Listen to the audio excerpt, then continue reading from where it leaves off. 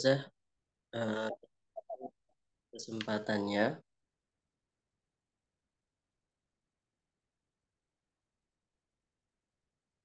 Ya, Bismillahirrahmanirrahim. Assalamualaikum warahmatullahi wabarakatuh. Waalaikumsalam. Selamat pagi yang sama-sama kami hormati Dr. Fato Arifa, MPD, selaku dosen pengampu mata kuliah evaluasi pembelajaran bahasa Arab, serta teman-teman yang berbahagia. Senang sekali di sini saya Imadul Hamdulillah sebagai moderator yang akan memandu sesi presentasi dan diskusi pada kali ini. Untuk itu, kali ini kita akan membahas terkait tes berdasarkan sasarannya pada mata kuliah evaluasi pembelajaran bahasa Arab. Boleh dilanjut? Mohon izin kami dari kelompok 5 yang beranggotakan saya Imadul Hamdulillah, kemudian ada Muhammad Rafi Azhar dan Satmiko Kurniawan. Kali ini akan sama-sama kita akan menyampaikan materi yang berjudul tes berdasarkan sasarannya tersebut. Untuk itu, sebelum kita beranjak ke pembahasan, di sini teman-teman bisa dilihat terlebih dahulu.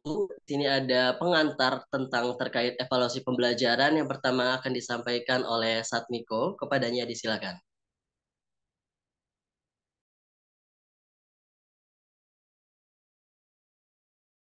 Ya, makasih. Ya, yang pertama ini ada pertama pembahasan dari evaluasi pembelajaran. Jadi ini tuh merupakan faktor kunci dalam pengembangan individu dan masyarakat. Jadi itu merupakan bagian integral dari proses pendidikan yang bertujuan untuk mengukur pencapaian tujuan pembelajaran siswa. Jadi salah satunya itu alat evaluasi yang sering digunakan dalam konteks ini adalah tes. Namun untuk memastikan efektivitasnya harus direncanakan dan dievaluasi dengan cermat, termasuk dalam hal penentuan sasarannya. Lanjut.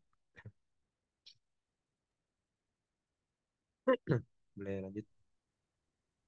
Iya, baik, terima kasih Satmiko atas pengantarnya. Untuk itu tadi telah disampaikan oleh Satmiko bahwasanya jadi evaluasi itu kan merupakan bagian integral. Nah, di sini teman-teman yang dimaksud bagian integral itu adalah di mana kesesuaian antara pendidikan yang utuh antara sekolah, rumah, dan juga masyarakat. Baik, untuk pembahasan selanjutnya, apa itu tes? Itu akan disampaikan oleh Raffi. Kepadanya disilakan. Baik, terima kasih moderator. Alhamdulillah. Izinkan saya menyampaikan apa apa itu tes. Tes merupakan suatu alat untuk melakukan pengukuran, yaitu untuk mengumpulkan informasi karakteristik suatu objek. Tes dapat diartikan sebagai sejumlah pertanyaan yang harus diberikan tanggapan dengan tujuan untuk mengukur tingkat kemampuan seseorang atau mengungkap aspek tertentu dari orang yang dikenai tes. Sedangkan menurut Dr. Andes Amir Dain Indra Kusuma dalam bukunya Evaluasi Pendidikan mengatakan, tes adalah suatu alat atau prosedur yang sistematis dan objektif untuk memperoleh data-data atau keterangan-keterangan yang diinginkan tentang seseorang dengan cara yang boleh dikatakan tepat dan cepat.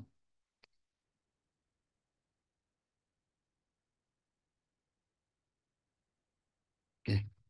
Selanjutnya, setelah tes itu ada tujuan evaluasi pembelajaran. Di sini tujuan utama melakukan evaluasi dalam pendidikan adalah untuk mendapatkan informasi yang akurat mengenai pencapaian tujuan instruksional oleh siswa sehingga dapat diupayakan tindak lanjutnya yang merupakan fungsi dari evaluasi. Tujuan lain dari evaluasi yaitu pertama menilai ketercapaian tujuan. Yang dimaksud dari menilai ketercapaian tujuan itu keterkaitan antara tujuan belajar, metode evaluasi, dan cara belajar siswa. Cara evaluasi biasanya akan menentukan cara belajar siswa. Sebaliknya, tujuan evaluasi akan menentukan metode evaluasi yang digunakan oleh seorang guru. Selanjutnya ada mengukur macam-macam aspek pelajaran yang bervariasi. Belajar dikategorikan sebagai kognitif, afektif, dan psikomotorik. Batasan tersebut umumnya dikaitkan sebagai pengetahuan, keterampilan, dan nilai. Semua tipe belajar sebaiknya dievaluasi dalam proporsi yang tepat. Jika guru menyatakan proporsi sama, maka siswa dapat menekankan dalam belajar dengan proporsi yang digunakan guru dalam belajar dalam mengevaluasi sehingga mereka dapat menyesuaikan dalam belajar. Selanjutnya ada memotivasi belajar siswa. Evaluasi juga harus dapat memotivasi belajar siswa. Guru harus menguasai bermacam-macam teknik memotivasi. Tetapi masih sedikit di antara guru-guru yang mengetahui teknik motivasi yang berkaitan dengan evaluasi.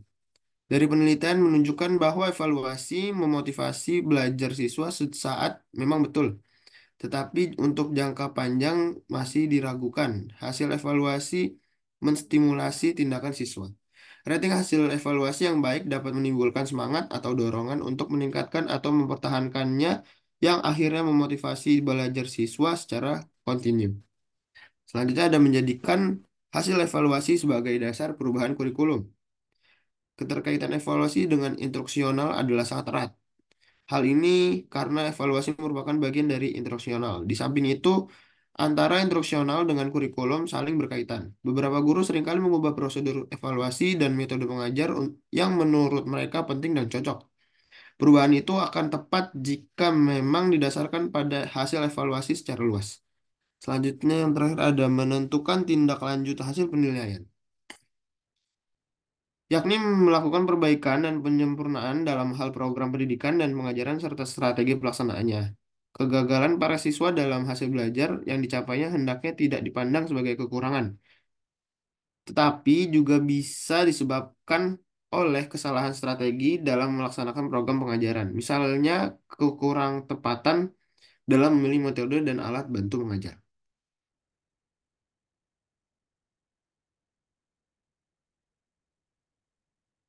Selanjutnya ada fungsi evaluasi. Dengan mengetahui tujuan evaluasi ditinjau dari berbagai segi dalam sistem pendidikan.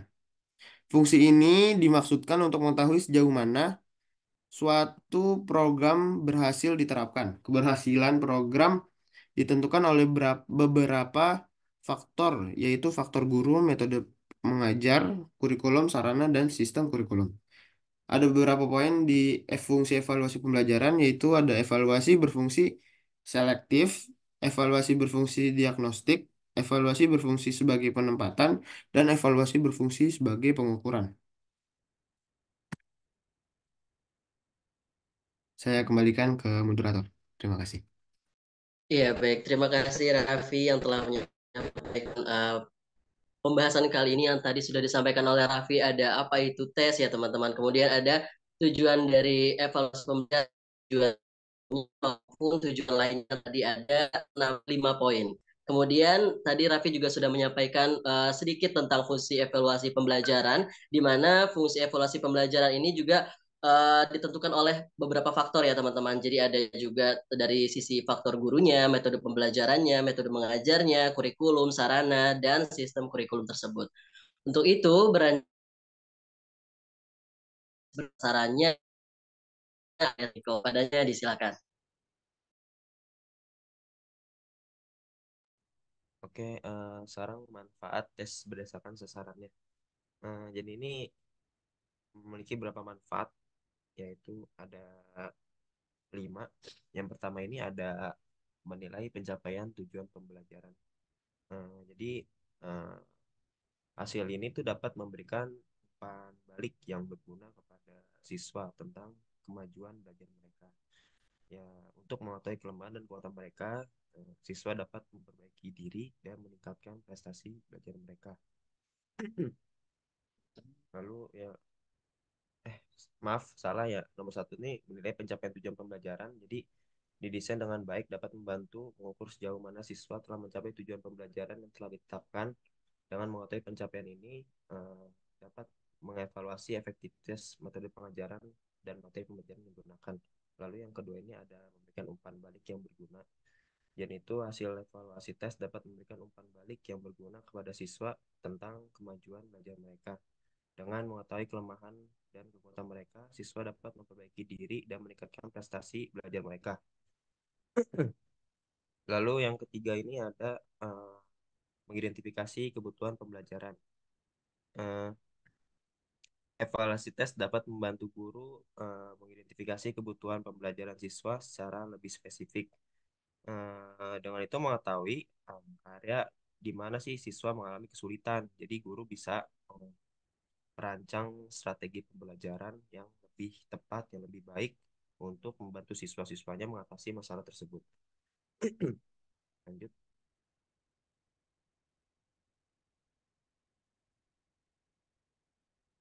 Lalu yang keempat ini ada mendukung pengambilan keputusan.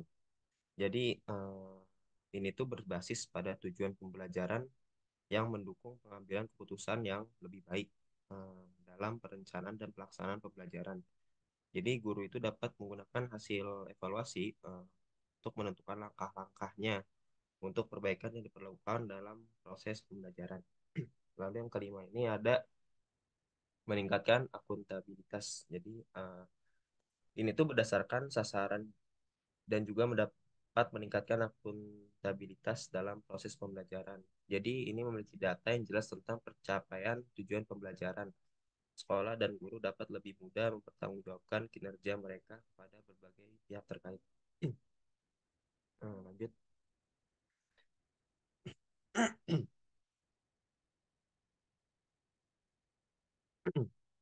Mungkin ini dilanjutkan oleh Hamdi. Ya, baik. Terima kasih Satmiko yang telah menyampaikan materi terkait manfaat tes berdasarkan sasarannya. Nah, di situ tadi sudah disampaikan ada 5 poin ya teman-teman terkait apa saja sih manfaat tes berdasarkan sasarannya tersebut. Untuk itu kita beranjak kepada pembahasan sasaran pembelajaran. Jadi teman-teman di sini sasaran pembelajaran itu sebagaimana kita ketahui kalimat sasaran itu berarti tujuan ya teman-teman. Nah, jadi tujuan yang ingin dicapai melalui proses evaluasi dalam pendidikan. Nah, pembelajaran ini dirancang untuk mengukur berbagai aspek kemampuan dan pengetahuan siswa. Nah, jadi tentunya untuk dalam menciptakan tes tentu ada sasarannya, ada tujuannya untuk siapa sih tes tersebut gitu loh. Nah, jadi dari tes pembelajaran ini itu dirancang untuk mengukur berbagai aspek kemampuan dan pengetahuan dari siswa tersebut. Kemudian untuk itu juga tes ini memberikan umpan balik yang berguna bagi pengembangan kurikulum dalam dan metode pengajaran. Jadi dalam proses pembelajaran jika tes dilakukan tapi si pengajar ini tidak memberikan umpan balik tentu tidak menjadi sesuatu yang bermanfaat teman-teman. Jadi dengan adanya tes ini itu tentu untuk memberikan umpan balik juga tujuannya itu bisa berguna untuk evaluasi si siswanya tersebut dalam selama mengikuti proses pembelajaran dan juga dapat berguna untuk pengembangan kurikulum. Ketika dipakai pada kurikulum A misalkan, kurikulum A kita sudah melakukannya secara 1 tahun pengajaran full. Kemudian kita mengadakan evaluasi dan tapi kita tidak memberikan umpan balik, tentu itu menjadi sesuatu yang sia-sia teman-teman. Oleh karena itu ini juga memberikan kita juga sebagai guru nanti itu wajib memberikan umpan balik agar berguna untuk pengembangan kurikulum. Apakah tes yang setelah kita lakukan selama setahun kemarin itu bermanfaat atau adanya perubahan nanti sesuai dari hasil evaluasi tersebut. Dan juga dalam metode pengajaran teman-teman. Ketika kita mengadakan proses pembelajaran, kemudian menggunakan metode pengajaran A, B, dan C misalkan. Itu tentu setelah kita melakukan pembelajaran tersebut, menggunakan metode tersebut, itu harus ada evaluasinya teman-teman. Tujuannya untuk kita mengevaluasi, mengetahui apakah metode tersebut tuh pantas, cocok atau tidak ketika dalam pelajaran A, dalam pelajaran B, misalkan itu. Kemudian ada juga beberapa sasaran utama dari tes pembelajaran dalam evaluasi pendidikan bahasa Arab. Di sini ada 5 teman-teman. Yang pertama ada mengukur pencapaian tujuan pembelajaran. Sudah jelas ya teman-teman. Yang pertama tentunya dengan diadakannya tes dan tes pembelajaran dalam evaluasi pendidikan bahasa Arab ini untuk mengetahui capaian siswa dalam proses pembelajaran. Apakah siswa tersebut mampu dalam mengikuti pendidikan kemarin atau dalam memahami materi, dalam menyimpulkan materi juga atau tidak gitu. Jadi untuk mengukur pencapaian tujuan pembelajaran. Ketika kita sudah merancang RPP, tentu di situ juga ada tujuan pembelajarannya teman-teman. Untuk apa sih kita memberikan pembahasan ini tentu ada tujuannya. Untuk itu, untuk mencapai tujuan pembelajaran. Kemudian yang kedua, sebagaimana yang disampaikan tadi, juga ada memberikan umpan balik teman-teman.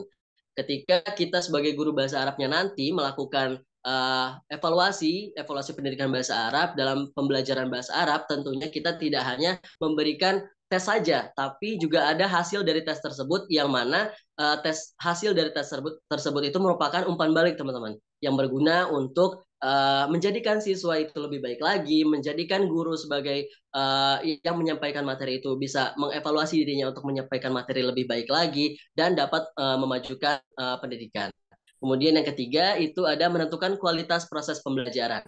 Sudah disampaikan juga tadi teman-teman, yang mana ketika kita melakukan proses pembelajaran, kemudian kita mengevaluasinya, tentu terdapat hal-hal positif dan negatif dari hasil evaluasi tersebut, sehingga kita bisa menentukan kualitas proses pembelajaran, kualitas seperti apa yang terjadi pada proses pembelajaran kemarin, dan kualitas seperti apa yang mau kita wujudkan dalam proses pembelajaran yang akan datang gitu teman-teman. Kemudian yang keempat ada pengembangan instrumen tes. Nah dalam hal ini tentu kita sudah belajar ya kemarin teman-teman terkait macam-macam tes juga ada banyak, kemudian kecocokan antara materi pembelajaran dengan tes yang digunakan. Ketika kita mengajar tentang materi kiroah, tentu tes yang cocok digunakan adalah seperti ini. Kemudian ketika kita mengajar tentang kalam, mengajar tentang istima, yang cocok tesnya itu dengan ini gitu kan. Jadi sudah ada tes sesuai materinya gitu teman-teman. Jadi ketika kita melakukan tes tersebut dan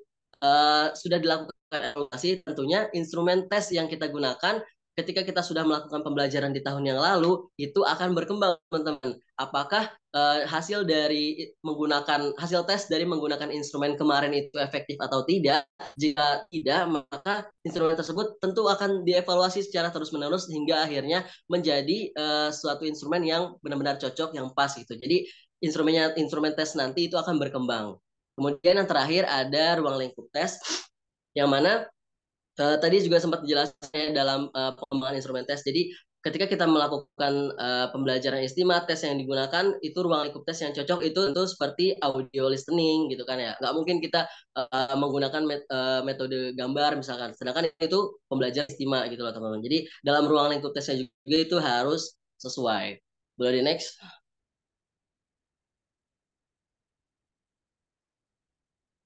Ya, teman-teman. Untuk itu, saya sebagai moderator mohon izin untuk menyimpulkan terlebih dahulu terkait apa yang sudah kami sampaikan pada pembahasan kali ini. Dan nanti ketika ada pertanyaan itu nanti akan disampaikan pada bagian akhir, di mana ada kesimpulan di akhir juga ya, teman-teman.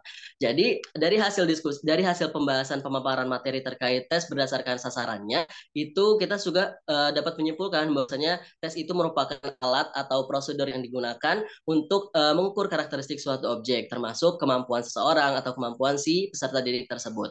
Sedangkan evaluasi pembelajaran itu tadi sudah disampaikan oleh Raffi, teman-teman, memiliki tujuan utama untuk memperoleh informasi yang akurat tentang pencapaian tujuan instruksional siswa, serta berbagai tujuan lainnya. Yang tadi sudah disampaikan oleh Raffi juga ada banyak beberapa tujuan evaluasi pembelajaran, seperti menilai ketercapaian tujuan, mengukur aspek pelajaran yang bervariasi, itu mengukur aspek pelajaran yang bervariasi itu juga dapat mengembangkan instrumen tes tadi juga teman-teman, ada halnya. Kemudian ada motivasi belajar siswa juga itu berpengaruh dan menjadi dasar perubahan kurikulum. Tentunya dengan bergantinya kurikulum di Indonesia mulai dari KTSP, kurikulum 2013, kurikulum Merdeka Belajar, itu hasil dari evaluasi loh teman-teman. Jadi ketika evaluasi sudah dilaksanakan, maka akan terjadi pengembangan dari perubahan kurikulum. Kurikulumnya akan berkembang, berubah sesuai dasar dari hasil evaluasinya tersebut. Nah, kemudian di sini juga evaluasi memiliki fungsi selektif. Tadi sudah disampaikan oleh Satmiko, ada beberapa fungsinya, ada selektif, diagnostik, penempatan pengukuran keberhasilan, serta berbagai fungsi lainnya dalam konteks pendidikan dan pengajaran. Maaf, tadi disampaikan oleh Raffi ya ini ya.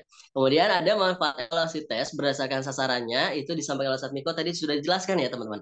Meliputi penilaian pencapaian tujuan pembelajaran, kemudian pemberian umpan balik yang berguna tentunya bagi baik itu dari sisi guru maupun dari sisi siswanya. Kemudian ada identifikasi kebutuhan pembelajaran, mendukung pengambilan keputusan dan meningkatkan akuntabilitas dalam proses pembelajaran. Nah, dengan demikian, evaluasi tes yang tepat dapat membantu meningkatkan kualitas pembelajaran dan mencapai tujuan pembelajaran yang telah ditetapkan. Baik, mungkin cukup sekian pemaparan dari kami. Selanjutnya di sini kami membuka sesi tanya jawab. Ya, terima kasih kami ucapkan kepada teman-teman yang telah memperhatikan. Selamat menjalankan ibadah puasa pada hari pertama ya teman-teman. Untuk itu kami mohon partisipasi dari teman-teman. Jika ada yang memiliki pertanyaan, masih bingung nih terkait evaluasi atau tes berdasarkan sasarannya ini, boleh banget ditanyakan teman-teman. Di sini kami membuka 3 penanya dan masing-masing penanya itu hanya diberikan kesempatan untuk mengajukan 1 pertanyaan. Boleh teman-teman, bagi yang ingin bertanya silakan raise hand.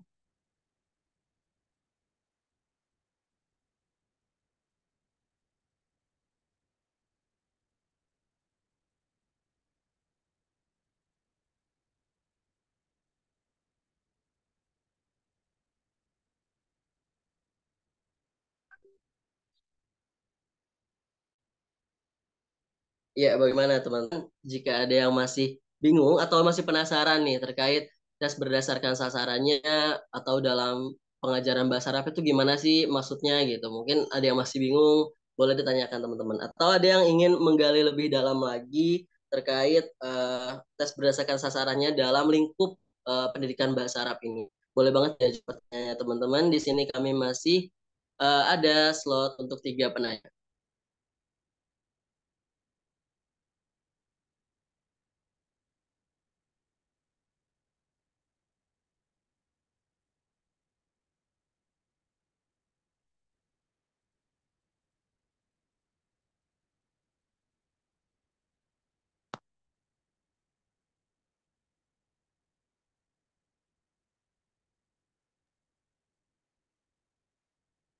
Ya, baik. Mungkin sambil menunggu ya, mohon izin, Hamdi. Ya, silakan Ustazah.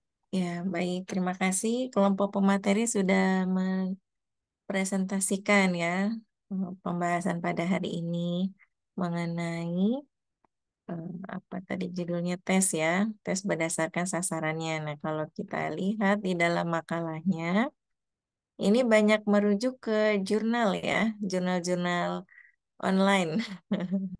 Yang referensi yang ada di dalam RPS belum ada yang dikutip nih teman-teman ya. Nah, jadi mungkin ada beberapa poin-poin yang seharusnya dibahas, jadi belum tersampaikan ya. Tapi tidak apa-apa karena pembahasannya juga bagus ya, informasi secara umum. Jadi ini yang disampaikan tadi ini mengenai apa tes berdasarkan sasaran ya, maka tadi pembahasannya masih sangat umum sekali ya. Ada tadi mengenai tujuannya ya, apa itu tes, ya, itu bagus ya untuk informasi teman-teman mengingat kembali. Kemudian juga tujuan evaluasi pembelajaran ini masih sangat umum sekali. Ada juga fungsi evaluasi, manfaat tes berdasarkan sasarannya ya. Jadi ini maksudnya sasaran untuk ini ya yang dibahas karena kan tadi untuk menilai pencapaian tujuan pembelajaran, memberikan umpan balik ya, kemudian mengidentifikasi ya. Nah, tapi jenis tesnya itu belum terbahas, belum belum sampai dibahas ya karena memang yang diharapkan ini pembahasannya kan merujuk kepada referensi yang kita sampaikan di dalam RPS ya. Ini Hamdi sama teman-teman baca RPS dulu nih. Eh, Nah, jadi, nah karena kan di situ di dalam RPS disampaikan apa sasaran tesnya. Jadi mampu membedakan. Ada tadi yang saya sampaikan itu karena kita tes bahasa ya. Jadi ada keterampilan ya tes berdasarkan keterampilan berbahasa. Berarti ada yang menyimak, membaca, menulis, berbicara dan juga ada yang berdasarkan komponen bahasa yaitu dari misalnya tes kosakata dan juga tes tata bahasa ya. Nah, ini mana tadi. Nah, kalau menurut teman-teman ya mungkin berdasarkan pengalaman ya, ini kan sudah semester berapa nih? Ya, di prodi kita aja misalnya ya. ada misalnya dari tes keterampilan menyimak ya. Nah, berarti kalau keterampilan menyimak kan berarti memahami ya makna penggunaan bahasa yang didengarkan ya. Jadi wacana lisan yang kita simak gitu. Nah, maka nanti ketika teman-teman menjadi guru ya atau mungkin nanti praktek mengajar di sekolah, nah kan ada sasaran tesnya apa berdasarkan keterampilan berbahasanya ya. Misalnya sasaran itu berarti kan tujuan apa yang mau dites, yang apa yang mau diukur gitu. Misalnya keterampilan menyimak. Nah, bagaimana caranya? Bagaimana keterampilan menyimak itu bukti apa? Macam-macamnya ada apa aja? Kalau di Istima itu ya misalnya yang di Arabia Arabia Baina Yadaik, nah kemarin sudah sempat dibahas juga. Misalnya ya ini kemampuan mengidentifikasi bunyi huruf ya. Kan itu yang kemarin tuh yang tes diskret ya. Jadi mengidentifikasi bunyi huruf berarti masuk ke dalam kemarin tes diskret ya karena hanya satu komponen bahasa yaitu bunyinya. Kayak misalnya isma eh, wa ayin al huruf atau al mufradat al munasibah gitu misalnya kata alimun atau alim gitu ya, berarti pakainya ain atau hamzah gitu ya. Jadi ini identifikasi bunyi huruf. Dan juga kita mengidentifikasi bunyi huruf yang mirip gitu yang tadi ha dengan ha gitu ya, kolbun, kalbun dan seterusnya. Kemudian juga memahami arti kosakata dan frasa, memahami kalimat, memahami wacana.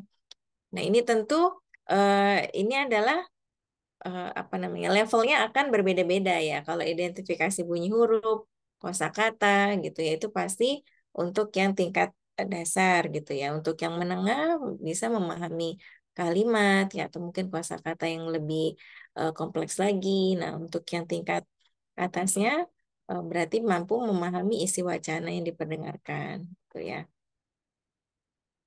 Nah, selanjutnya ada apa nih?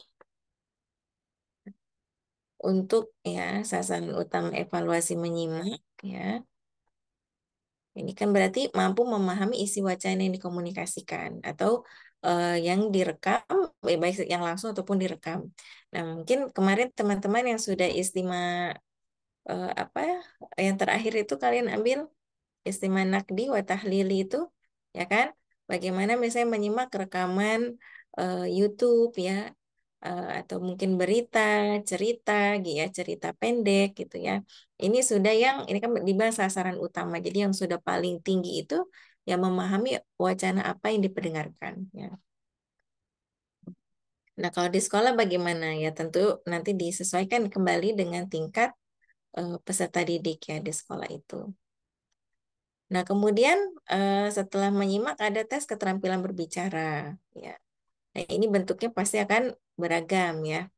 Misalnya membicarakan apa bicara berdasarkan gambar ya, berdasarkan juga ada mungkin diperdengarkan dulu atau diperlihatkan dulu, kemudian nanti diminta berbicara gitu ya. Jadi nanti keterampilan berbicara ya tidak selalu harus menghafalkan hiwar gitu ya. Bisa nanti kalau teman-teman praktek mengajar itu bisa misalnya menampilkan atau memperlihatkan urutan-urutan gambar, kemudian nanti diminta peserta didiknya untuk menceritakan atau ya berbicara secara langsung tentang apa yang gambar yang ditampilkan oleh gurunya. Nah, ini juga ya berbicara, ada bercerita langsung dan juga berpidato gitu ya. Nanti misalnya kan minta di kalau kalian di Maharotul Kalam atau kuliah kalam pernah disuruh pidato. Dulu pernahnya sama kita baca teks pidato gitu saja, bukan pidato secara spontan langsung. Ya, di apa baca teks ya, baca teks pidato. Kalau disuruh cerita pernah misalnya menceritakan kembali apa yang cerita Al-Asad wan Namlu wal Fa'ru Al-Asad wal Fa'ru tuh si siapa tuh? Hamam ya, Albi masih ingat. Nah, karena sebenarnya tentu keterampilan berbahasa ini tidak selalu bisa dipisahkan gitu ya. Kadang-kadang akan ada hubungannya. Kayak misalnya tadi istimah dengan kalam, kiroah dengan juga kalam, ataupun dengan kitabah dengan qawaid itu pasti akan eh, terhubung gitu ya. Karena kan tentu tidak bisa dipisah-pisahkan. Nah, tapi untuk misalnya satu tujuan pembelajaran yang harus dipisahkan, kayak misalnya untuk di perguruan tinggi yang keterampilan sudah terpisahkan, nah maka tentu bentuk tesnya itu akan disesuaikan ya dengan tadi sasaran yang ingin dicapai itu apa gitu ya, keterampilan apa yang ingin dicapai. Nah, mungkin nanti di sekolah teman-teman eh, akan lebih sederhana lagi gitu ya misalnya ya. Nah, ketika anak diminta berpidato, nah itu pasti banyak keterampilan berbahasa yang dipakai kan. Misalnya dia harus bisa membaca teks, berarti kan harus ada kiroah. Apalagi kalau teksnya yang harus ditulis sendiri, berarti ada kitabah gitu ya. Dan ketika kitabah pasti sudah paham ada mufrodat, ada qawaid gitu ya. Nah, maka tentu semua sasaran atau sasaran tes bahasa ini ya bisa dinilai secara langsung gitu ya, secara keseluruhan. Nah, itu kalau misalnya dalam konteks yang misalnya di pesantren gitu, yang harus anak-anak. Kalian masih ada muhadoro nggak di pesantrennya? Ya kan itu muhadoro tuh prosesnya panjang ya. Kalau Hamdi di Latansa kan ya, itu kan yang kita harus bikin teks sendiri, dikoreksi gitu kan ya. Kemudian harus bisa membaca teksnya dan kemudian disampaikan secara langsung berpidato begitu ya tanpa lihat teks itu. Makanya ini tentu menjadi tingkat yang sudah tinggi gitu ya kalau diminta berpidato. Nah, kemudian ada apa lagi? Tes menulis ya. Nah, tes keterampilan menulis ini ya ada apa? Keterampilan imla, khot, dan insya. Nah, kenapa dibedakan gitu ya? Kenapa ini menjadi tiga aspek keterampilan menulis? Karena kalau imla ini kan menulis ya, kayak menulis langsung gitu, menulis yang misalnya tanpa proses berpikir gitu, tanpa kita membuat misalnya satu karangan atau satu ide yang kita tuliskan dalam bahasa Arab. Kalau imla kan kayak misalnya mendikte gitu ya, istilahnya dikte kayak misalnya mana eh, Hamzah di atas alif, waw, ya gitu ya. Itu masih pembelajaran imla yang memang menulis secara langsung gitu. Atau mungkin kalau yang dulu ya untuk yang paling dasar gitu kan menebalkan garis, menebalkan huruf ya itu masih masuk ke dalam imla dan khot. Nah, kalau khot kan berarti sudah bagaimana bentuk-bentuk penulisan yang sesuai dengan kaidahnya. Nah, kalau insya ini yang sudah apa namanya menulis ya berdasarkan atau menuangkan ide pikirannya ke dalam tulisan berbahasa Arab. Nah, maka di beberapa sekolah mungkin ini masih dipisah-pisahkan gitu ya. Ada imla, ada khat, ada insya gitu ya. Nah, kemudian ya ada aspek mekanis dan aspek logis gitu yang tadi asyak ya asyak ini al-ali dan asyak al-aqli. Kalau mekanis itu kan berarti yang hanya menulis saja gitu ya tanpa ada proses berpikir. Nah, kalau yang aspek logis itu tadi yang insya yang kita harus menuliskan kembali menuangkan ide kita ke dalam satu tulisan ya. Kalau di sini kan kalau di prodi kita ada kitabah ya. Ada kitabah, nanti ada kitabah hurrah gitu ya, kitabah muqayyadah ya. Itu tentu nah ini kan insya muwajjah dan insya al-hur gitu ya atau at-ta'bir atau kitabah at-tahriri kitabah al-muwajjah atau kitabah al-hurrah gitu karena ini menulis itu kalau bisa kita apa ya mungkin ya kita ibaratkan ya atau kita ini ukur ya menulis yang keterampilan berbahasa yang paling sulit menurut teman-teman apa apakah kitabah atau kalam atau tergantung tipenya. Kalau menurut saya secara pribadi itu kitabah yang paling sulit ya. Ya.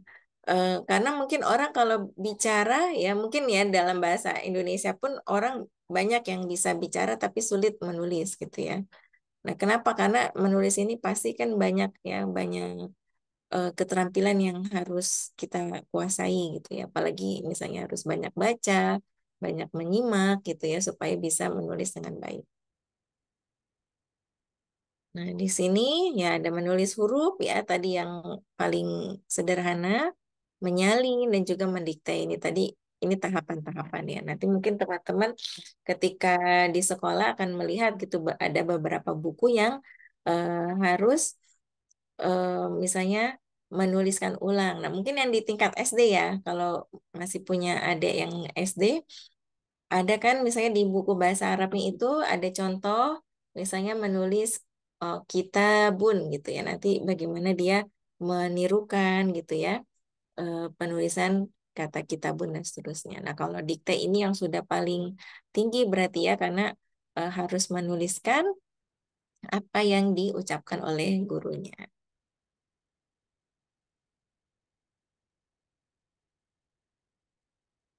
Ini mahduda dan ghair mahduda ya, ini salah salah ketik itu. Kemudian juga ada menulis atau insya atau kitabah muwajjahah ya. Jadi di sini ada muwajjahah berarti kan terbimbing gitu ya diarahkan. Jadi misalnya apa? Mengurutkan kosakata yang acak menjadi kalimat yang sempurna, kemudian menyusun kalimat berdasarkan gambar ya.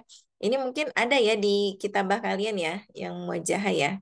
Ada ya. Jadi sudah punya bayangan ya gimana nanti kalau mau membuat soal. Nah, kemudian ada pelafalan. Nah, mungkin akan agak rancu nanti. Kok ada pelafalan, ada kalam. Nah, kalau pelafalan ini fokus kepada ini ya teman-teman ya, penggunaan bahasa dengan ucapan yang benar dan mudah dimengerti dapat diterima. Misalnya bagaimana bunyi bahasa, suku katanya, ya frasa kalimatnya, wacana pada umumnya. Ya. Nah, jadi ini karena yang dites adalah pelafalannya gitu, pengucapannya. Apalagi kita tentu di bahasa Arab ya. Jadi sangat penting sekali nih ya, ada kejelasan, kelancaran, ketepatan dan bentuk kewajaran dari apakah misalnya yang kita ucapkan itu sudah diterima atau belum oleh natiknya gitu, oleh penutur aslinya. Em, Nah, kalau ini kan, nah nanti bisa dibaca ya, nanti saya kirim ini filenya. Nah, kemudian juga selain pelafalan, ada juga kemampuan misalnya kosakata gitu ya. Nah, kosakata ini berarti untuk apa? Mengukur apakah sejauh mana ya pembendaharaan kosakata yang sudah dimiliki oleh peserta didik kita. Ya, kemudian bagaimana eh, penggunaannya di dalam kalimat. Nah, ini kelihatan nggak ya? Nah, ini bentuk ya untuk tes kosakata. Ini dibilang jenjang mutawasit yang menengah ya. Diminta ikhtar at-ta'rif as-sahih lil kalimah allati tahtaha khattun. Ya, jadi diminta definisi yang tepat ya untuk kosakata yang digarisbawahi. Ya, ini juga masuk ke dalam bentuk kosakata karena dia hanya ingin mengukur satu kosakata ini. Nah, tapi kalau kita lihat dari bentuk tes yang kemarin gitu ya. Nah, ini berarti sudah masuk tes apa nih? Apakah integratif, pragmatik? Ya, karena ini sudah memahamikan adhabu ilal madrasah fi sa'a as-sadisa sobahan. Nah, al-kalimah allati tahta khotun hiya makanun. Ya, jadi kalau al-madrasah berarti makanun apa dirosaka, tasawuk atau lila'ab gitu. Jadi al-madrasah itu makanun dirosa pastinya. Nah, kalau ini masih masih masuk tes integratif ya karena belum ada wacana ya masih baru satu kalimat gitu. Meskipun dia makna kosakata ya, dia tidak bisa diskret karena dia ada di dalam kalimat lengkap gitu. Maka dia kan masuk ke tes integratif. Nah, kemudian ini ada juga kosakata untuk tes bentuk kosakata ya, misalnya melengkapi kalimat dengan kosakata yang sesuai. Ini banyak ya contoh-contohnya ya. Nah, nanti juga misalnya ada sinonim ya, muradif, al-mutad ya, dan juga kalimat yang tadi yang berkaitan. Kan kalau di buku kiroah ya di silsilah ta'lim itu setelah membaca teks ya atau beberapa paragraf itu nanti ada ya bentuk yang latihan misalnya menentukan mana kalimat yang muradifnya dan juga mudhafnya.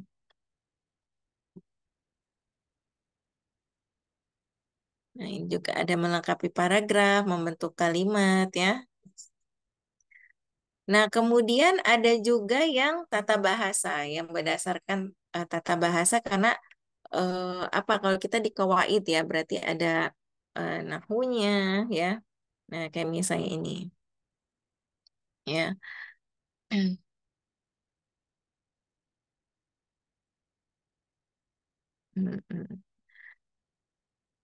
Ini berarti ya ini contoh ya.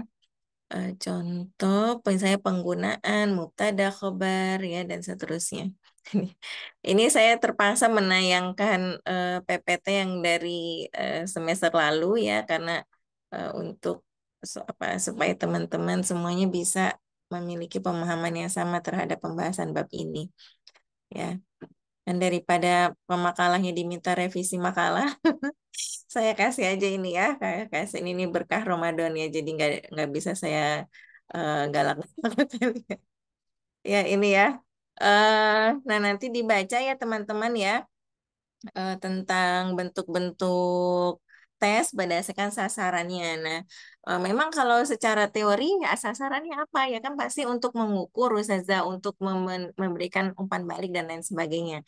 Nah, tapi yang kita ingin pahami di dalam pembahasan bab ini adalah ya jenisnya, jenis tesnya berdasarkan sasarannya.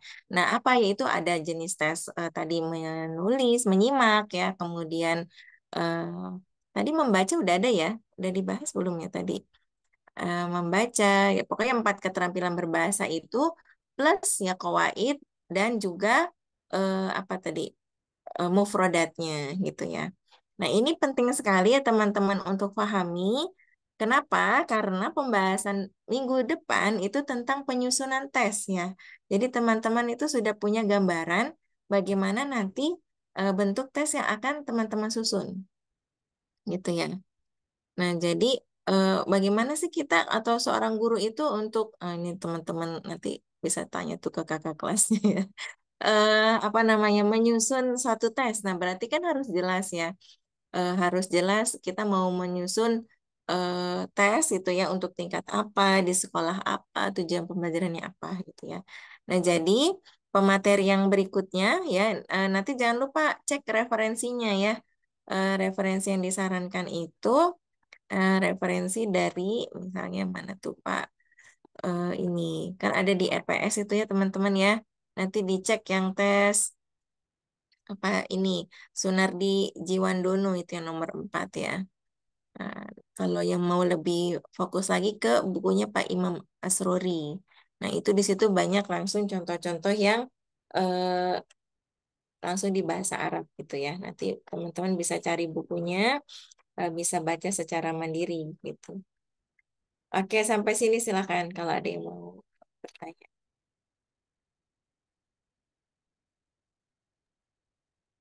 Iya, terima kasih Ustazah yang telah menambahkan. Ya, teman-teman. Jadi, sebagaimana yang disampaikan Ustazah tadi, terkait tes berdasarkan sasarannya, kita lebih fokus kepada eh, kita dalam prodi pendidikan bahasa Arab. Untuk itu, tadi Ustazah juga sudah menyampaikan tentang ada beberapa tes, macam-macam tes yang perlu kita ketahui kita sebagai nantinya akan menjadi guru bahasa Arab, yaitu ada tes keterampilan menyimak, membaca, kemudian dan teman-teman. Membedakannya itu yang di T tadi ketika ini termasuk yang kompetensi yang tinggi ya Ustazah ya. Kemudian ada khot juga, ada insya. Kemudian ada tes kemampuan pelafalan di mana ini juga berbeda dengan tes kemampuan berbicara teman-teman. Kalau misalkan tadi disampaikan oleh Ustazah ada uh,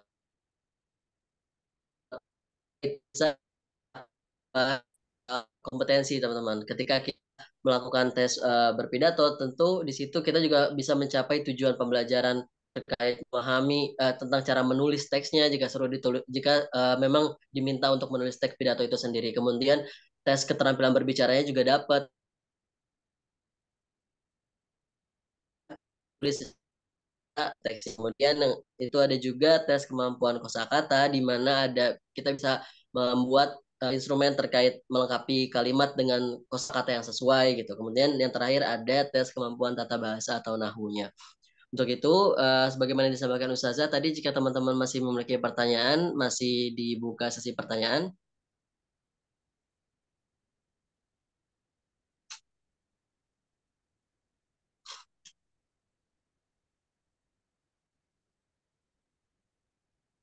Iya, Ustazah, sepertinya tidak ada. Bagaimana, Ustazah? Iya, kayak udah mau pada tadarus nih kayaknya Albi ya. Lemes banget kayak puasa. Puasanya jangan lemes ya Albi ya. Ya baik, kalau tidak ada, tidak apa-apa. Nanti saya akan share makalahnya dari yang semester lalu ya ke siapa? Sabrina ya. Nanti teman-teman baca lagi untuk penambahan pemahamannya ya, karena nanti akan ditanya kalaupun ada ujian UTS atau lainnya ya tentang itu sasaran tes bahasa itu apa berdasarkan keterampilan berbahasa ya. Dan juga pahami bentuk-bentuknya apa ya. Nah, untuk yang besok siapa ya pemakalahnya?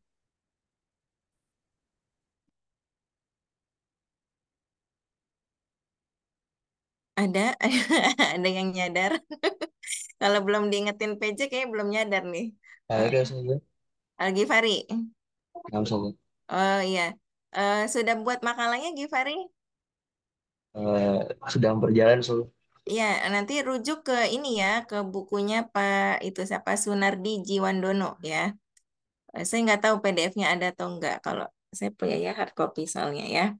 Jadi nanti teman-teman yang lain pun saya harapkan sudah memiliki satu buku ya, satu buku apa namanya buku bahasa Arab ya untuk teman-teman nanti lihat dan juga mengkaji bentuk-bentuk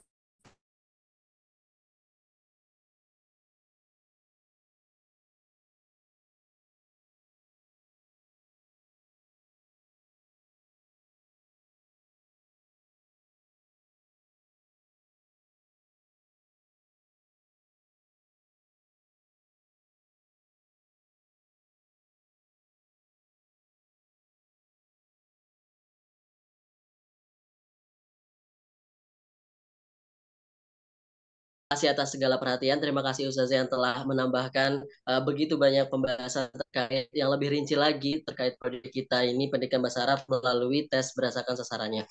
Untuk itu kami kelompok 5 pamit undur diri. Sekian, terima kasih. Wassalamualaikum warahmatullahi wabarakatuh. Waalaikumsalam warahmatullahi wabarakatuh. Oke, kita ulangi absennya ya. Tapi ini hadir ya, bukan langsung baru masuk ya. Ainunisa tadi ada, mana Ainunisa? Ada ya. Minggu lalu hadir ya. Hadir Ustazah. Hadir. Alia Putri Hadir Ustazah. sudah hadir.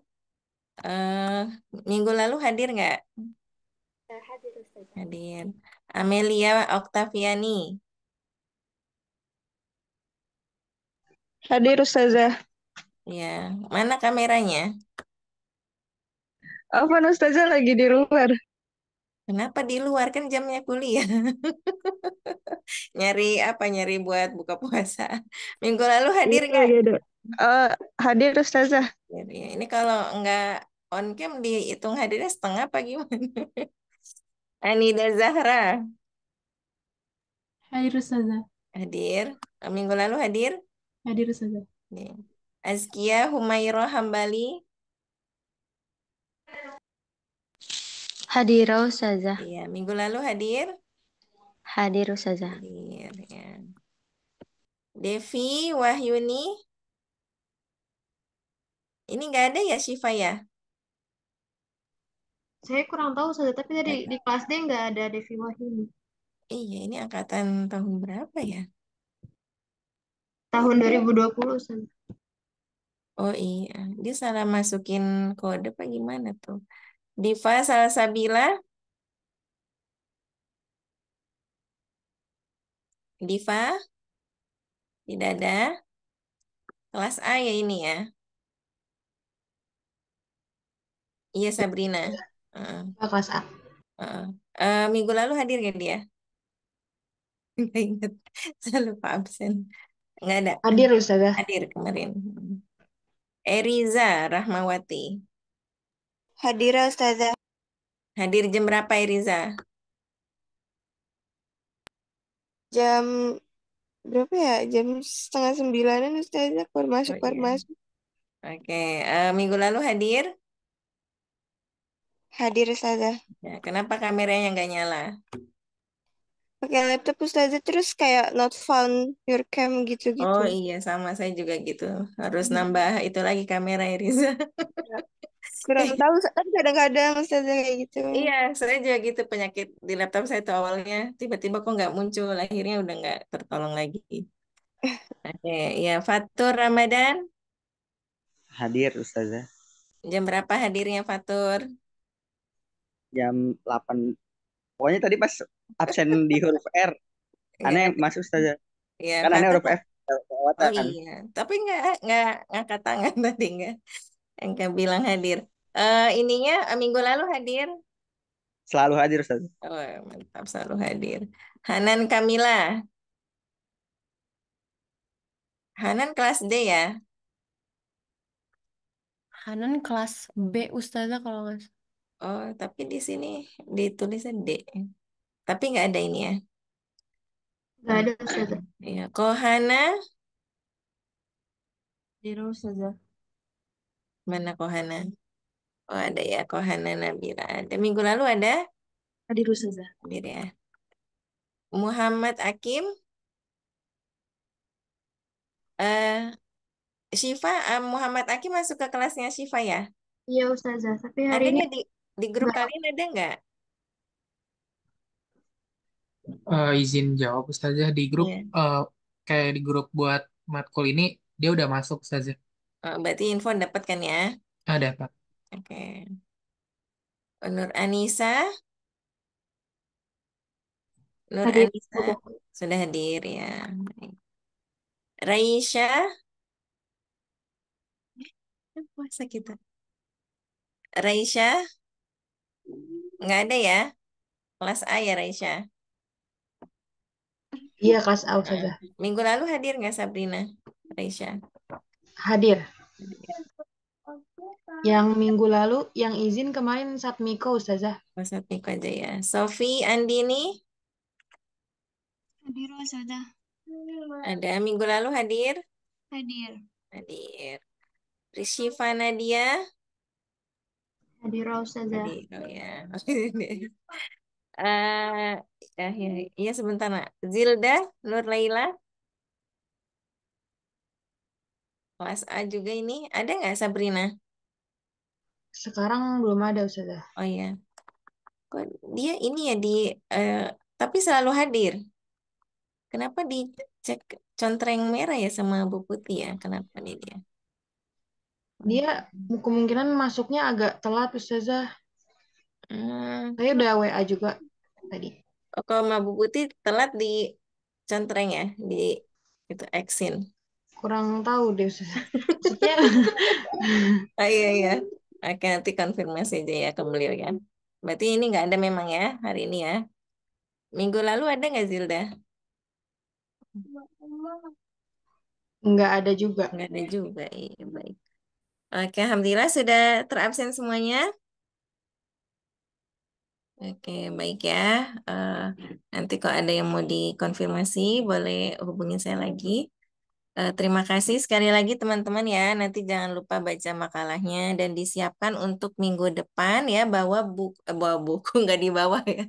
Pokoknya kalian harus pegang atau download minimal apa tuh namanya buku bahasa Arab gitu ya di tingkat SMP, tingkat SMA ya. Atau mungkin mau coba lihat yang di Arabina Baina Yadaik atau di buku-buku bahasa Arab yang lain ya. Karena kita mau memahami bentuk-bentuk tes. Nah, nanti bagaimana sih kita supaya bisa menyusun tes gitu ya. Jadi difahami tuh kita ada tes keterampilan berbahasa yang tadi yang 4 dan plus 2 ya berarti ya. Plus 3 pelafalan, kosakata dan tata bahasa.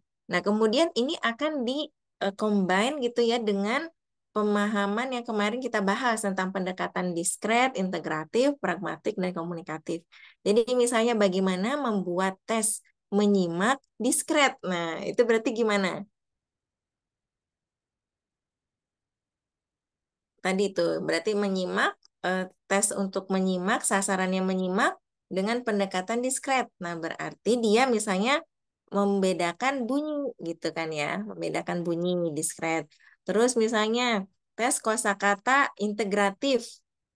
Ya, sasarannya kosakata, pendekatannya integratif. Nah, berarti dia membuat itu tadi gitu ya, melengkapi kalimat dengan kosakata yang sesuai begitu ya. Jadi besok kita akan memperdalam latihan seperti itu ya. Jadi kalau saya tanya udah harus paham nih ya, ya. Atau minimal makanya kalian siapkan gitu ya di rumah misalnya sasaran menyimak pendekatan diskret, menyimak pendekatan integratif gitu ya. Kalau saya mau kasih tugas takutnya memberatkan gitu ya. Jadi inisiatif aja silahkan di apa namanya itu di buat coretan-coretan supaya besok kalau ditanya sudah paham. Oke, kita fakna ya niatin belajarnya juga ibadah kan biar pahalanya berlimpah, pemahamannya insya Allah berlimpah. Soalnya UTS saya juga pas lagi Ramadan lagi ya. Baik, terima kasih ya kelompok yang sudah mempresentasikan pada hari ini. Jazakumullah khairan. Dan juga terima kasih teman-teman sudah ini komit semua ya masuk meskipun di hari libur. Saya akhiri. Wassalamualaikum warahmatullahi wabarakatuh.